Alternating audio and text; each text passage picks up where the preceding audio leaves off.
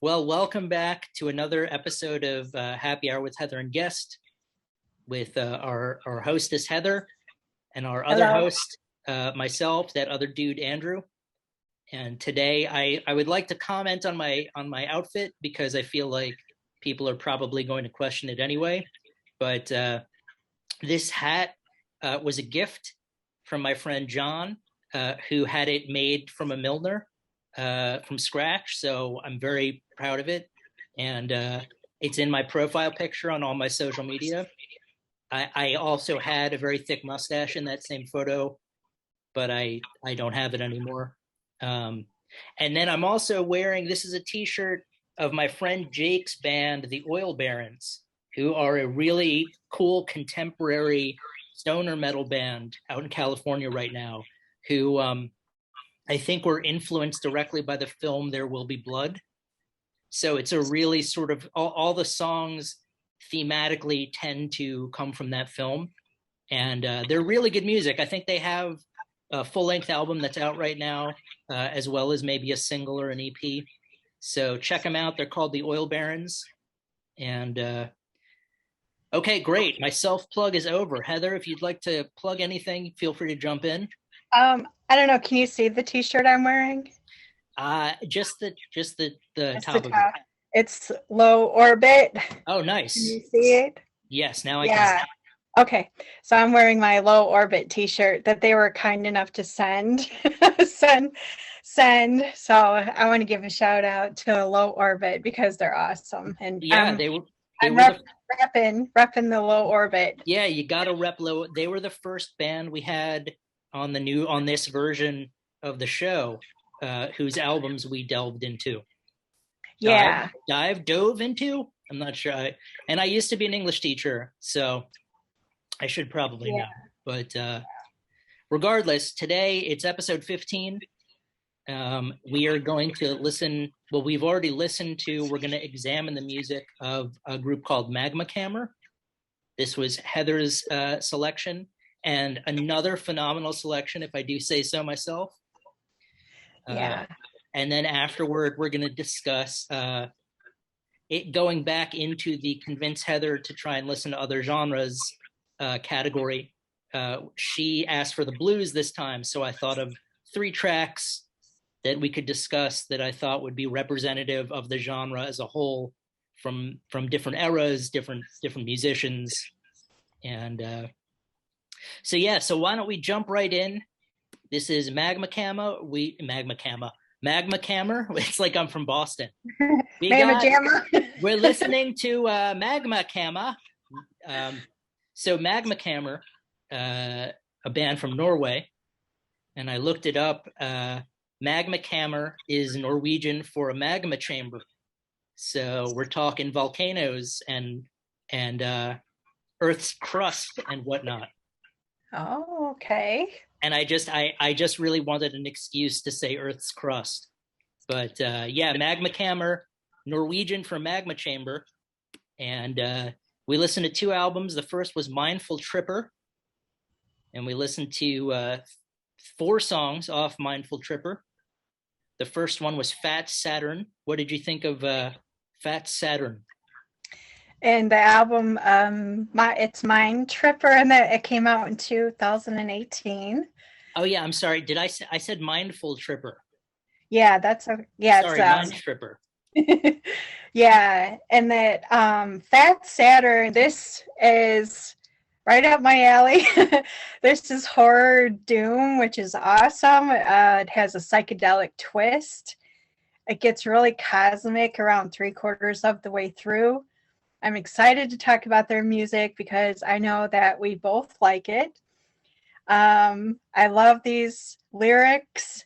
Into the astral graveyard, been stuck in this orbit for so long, caught by gravity, slingshot the universe for eternity. Yeah, I mean, I going into this, I had heard Magmakammer before, so I was really excited to sort of revisit it after knowing about them and knowing how much I would enjoy it. I had heard Fat Saturn before, and I think right off the bat, the tone that they're able to get is incredible. Just an incredible tone. phenomenal riff, really slow. As soon as I put it on, I was like, oh yeah, no, this is right up Heather and my alleys. Yeah, I said it was the stuff of dreams. It sort of had a Wind Hand type feel to it. Like if I was going to have to compare them to another band, that would be another group that I would say they're similar to. Um, similar, they're unique. Magmakammer sounds like Magmakammer. They don't sound like anyone else. But if pressed, I would say probably comparing the Wind Hand. The lyric that really got me was "feels like a werewolf in moonlight," which you're usually someone who analyzes the lyrics, but that one jumped out at me. Feels like a werewolf in moonlight. I was like, oh, that's a perfect simile. And then yeah, nice melodic chorus, begins with a bang, great title, and I like the harmonizing later. And the slow synth impact of the last third as the song kind of slowly devolves. That was the word I thought was most applicable. But yeah, I mean, a great song to kick things off with, and that we follow that up with Mind Tripper, which is the name of the album. What do you think of Mind Tripper? Yeah, the beginning with the keys, it does remind me of music that is in horror movies. It's also the name of the album. I love how trippy this song is, or how it gets. The combination of the doom and the psych is just awesome.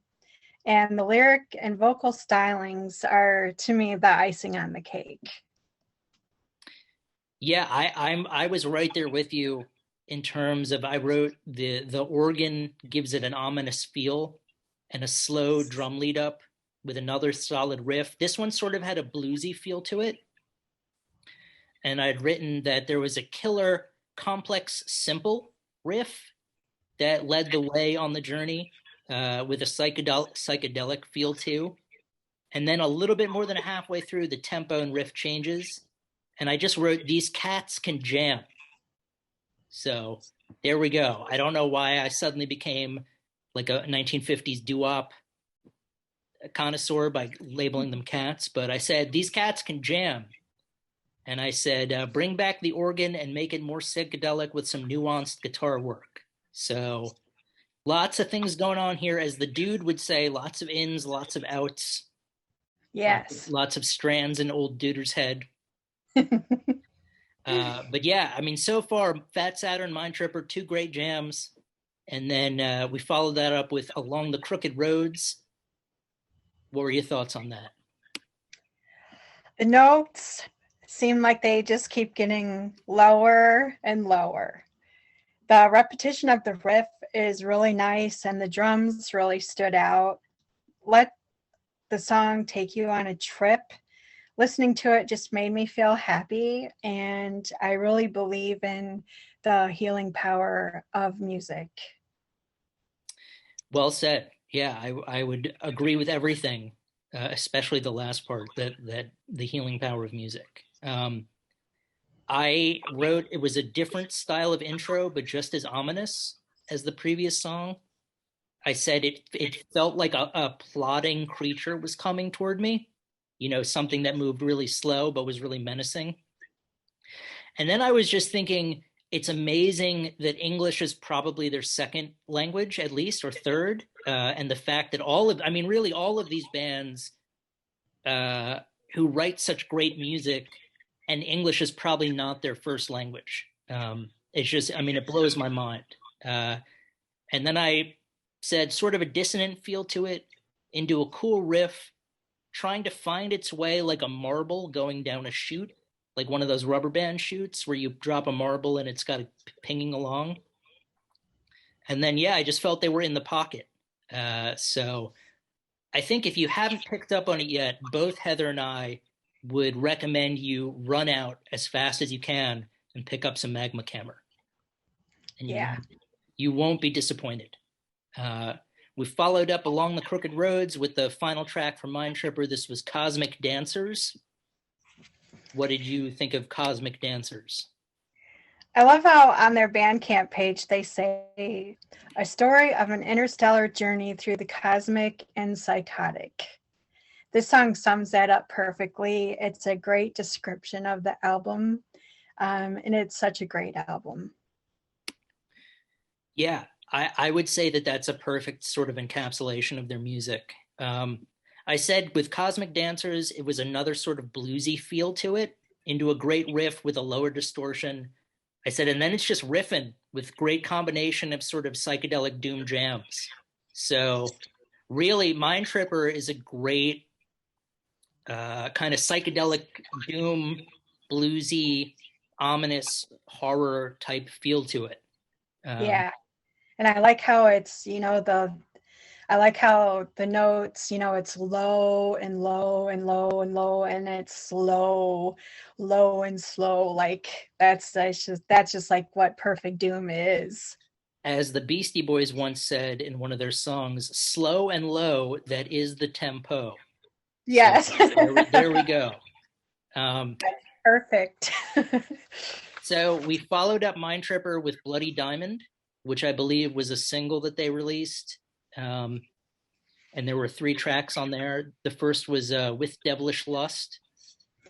Yeah, and Bloody Diamond, that came out in 2019, and that was the split that they did with, and I think you pronounce this, I'm probably wrong, but Sangway.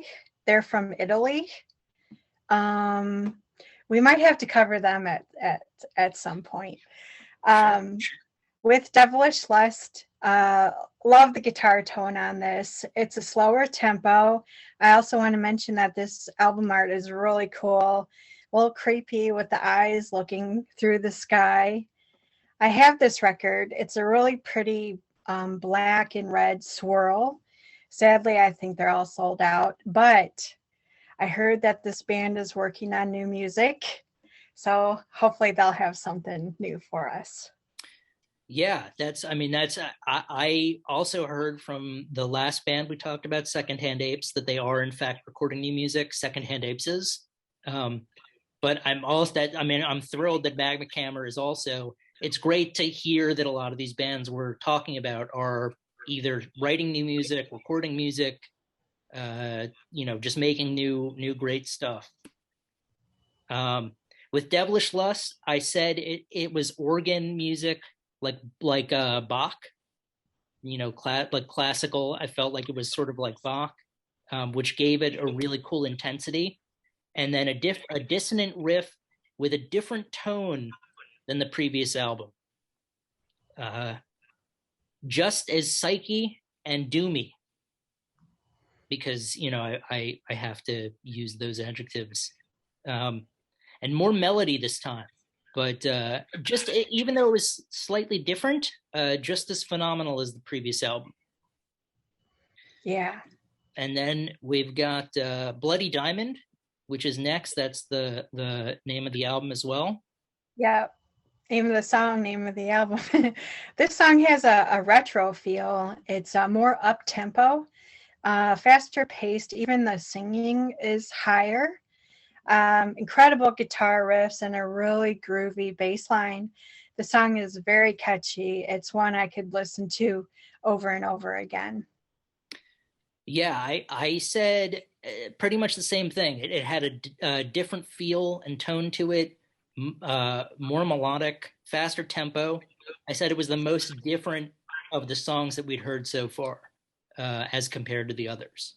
So it was good to kind of see them spread their wings a little bit, incorporate some different elements, increase, as much as I love a slow tempo.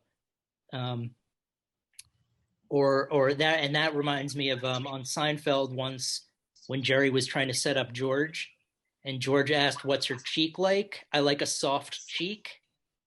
It's like, I like a slow tempo, but if you got a great jam, I'll take a fast tempo. So when it comes to tempos, I'm really flexible. Well, that's good. Yeah, and then we got thank you. Right now, you're not. Heather is hitting the button. Please stop your tangents. But the final song was Acid Delusions.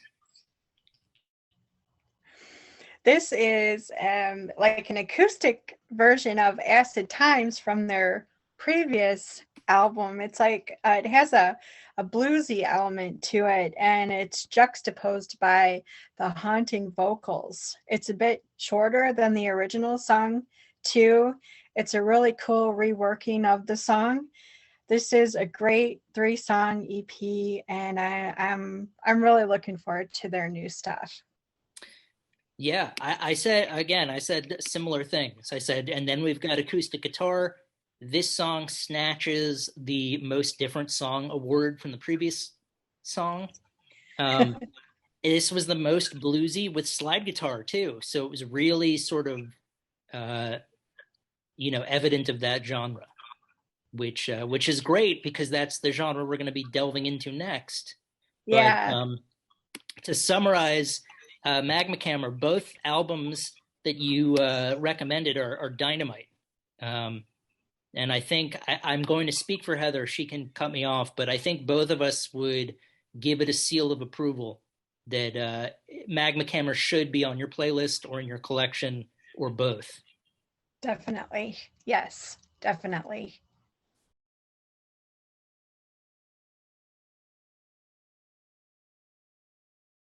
We're going to revisit elements of my previous podcast, A Fistful of Faithful, in which I tried to convince my meek British friend Martin to listen to heavy metal.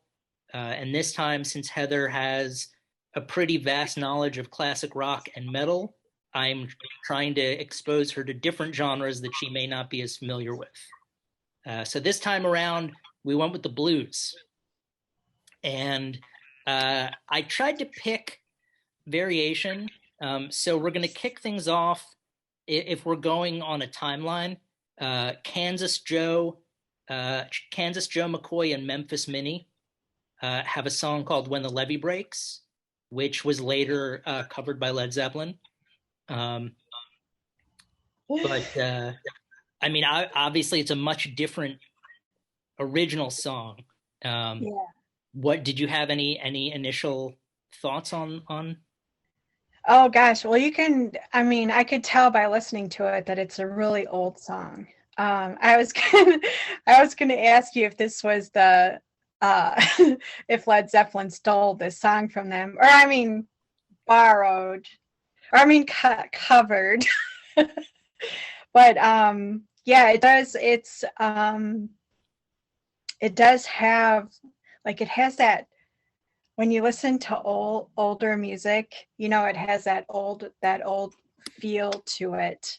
Um, and really, what it, like, the pacing of it is different than what Led Zeppelin did with it. So they kind of took it, and they kind of made it a little bit faster. But I really liked it. I think this is a good representation of blues, definitely. Good. Yeah, I mean, there are a ton of artists that I could have selected from, probably more well known, certainly more influential. But I also wanted to pick this one because I felt like you'd be familiar with the Led Zeppelin version, and this song, it came out in 1929, so it is a long time ago. Yeah, And yeah. it's really interesting because you can sort of hear the longing and the pain in the vocals, which I think is really sort of representative of a lot of great blues. Like you can I actually wrote a story once, and the title was "What Does Led Zeppelin Know About Levee's Breaking?" And it's sort of like they have a great interpretation of the song as a heavy rock song. Mhm. Um, but when you hear Kansas Joe McCoy singing, if it keeps on raining, the levee's going to break. When the levee breaks, have no play. And you just sort of feel the plight of someone in that situation. Yeah, it reminds me of, like, in New Orleans, when the hurricane came through and the levee broke and there was all that flooding. That's what it reminds me of, and all the pain and the suffering that people went through.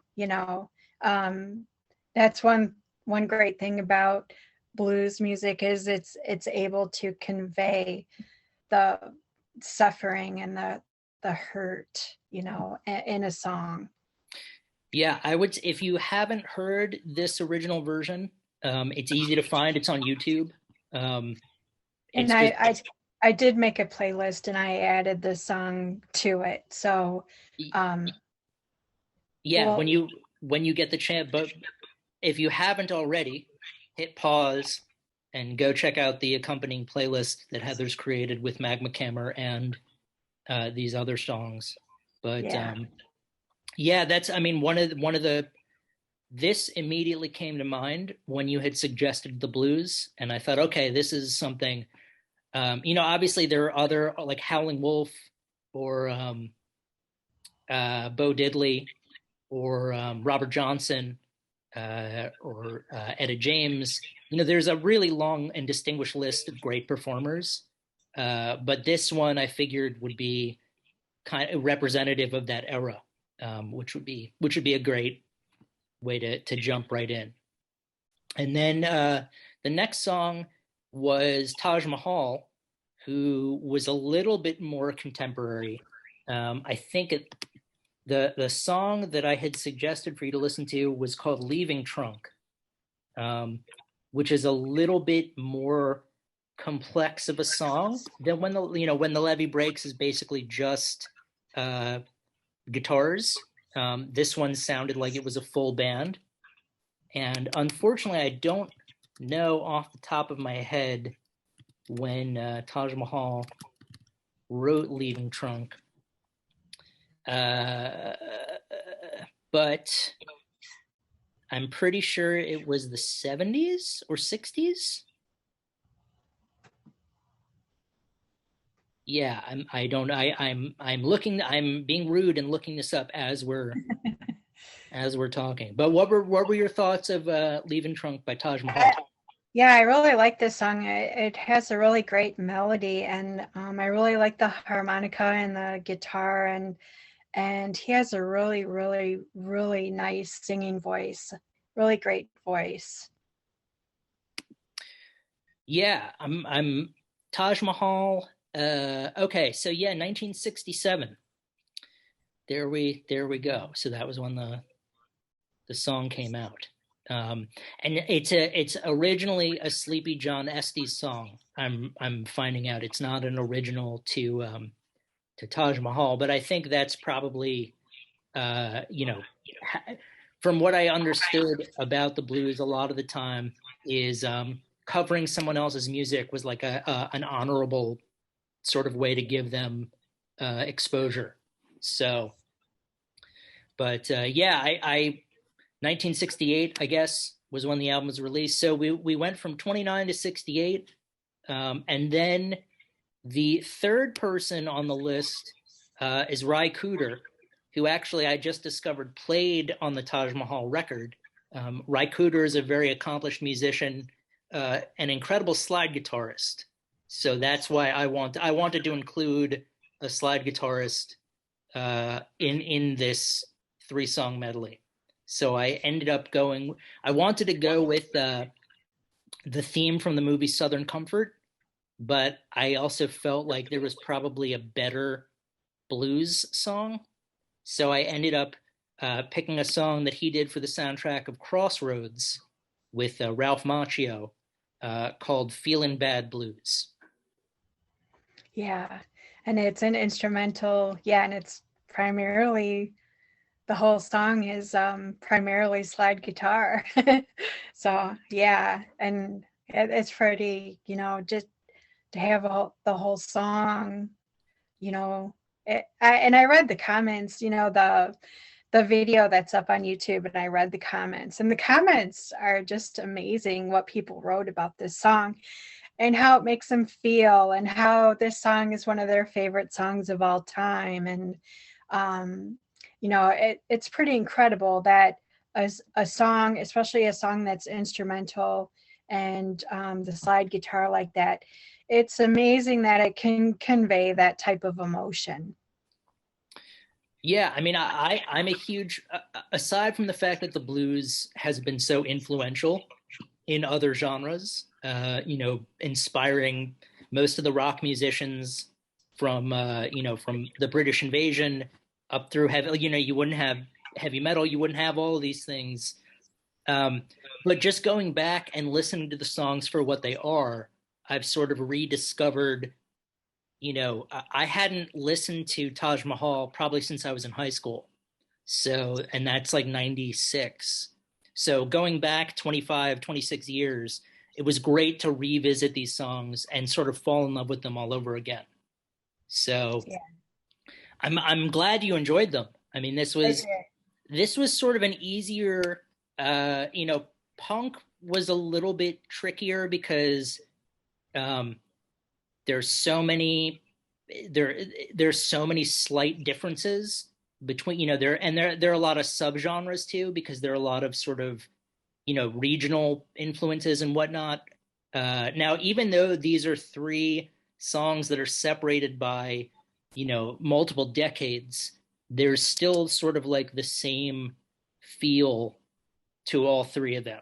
It conveys that sort of powerful, earnest emotion. So Yeah. I'm And glad you liked it. yeah, I like music like that. I like music that either explains, tragedy, or it helps you to feel the emotion of what they felt when they went through whatever it was, that they were going through. And that's the kind of music I like. I like music that makes you feel that. And it's easy to do with blues.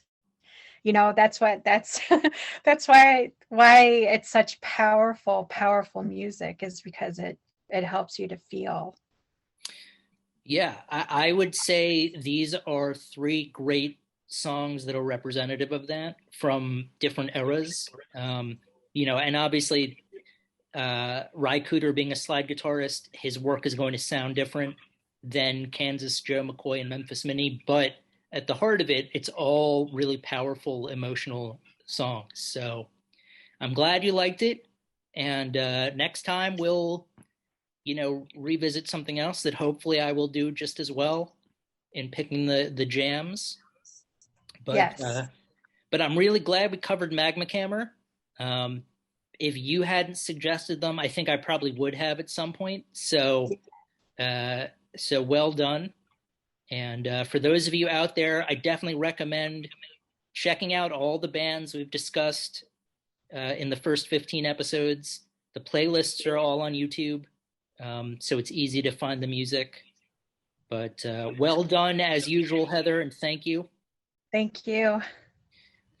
And we will be back with episode 16. Yay.